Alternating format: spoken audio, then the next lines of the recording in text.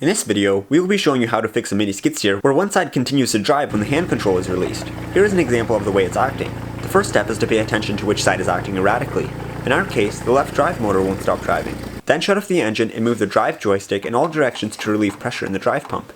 Then open the front covers to get access to the drive pump. And since the left side while sitting in the operator station is acting erratic for us, we will open this front cover here on the right side of the drive pump. And you would open the rear cover on this same side if the right side is acting erratic. Using an Allen key, hold this screw while loosening this nut, and then loosen these 4 bolts. Open the cover and see if the snap ring may have dislodged in here. If that's the case, then unscrew this cover and inspect the snap ring for damage. Then with snap ring pliers, place it back in the groove if it's still in good condition. If you can't seem to get the snap ring back into the groove, then you can tighten this nut against the spring in order to further compress it.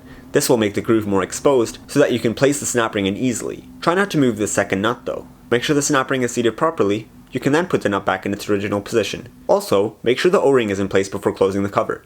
If the skid steer still doesn't stop immediately, and you've double checked if the snap ring dislodged again, or the snap ring never dislodged in the first place, then you may need to fine tune this adjustment screw.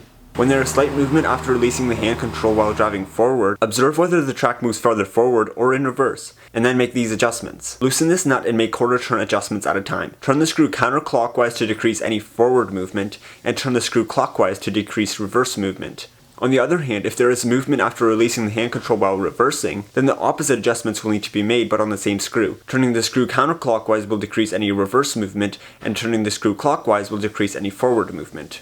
If you can't adjust the screw any further in the direction it needs to go, then you may need to adjust these internal nuts. We hope this helps to get your unit operating smoothly again.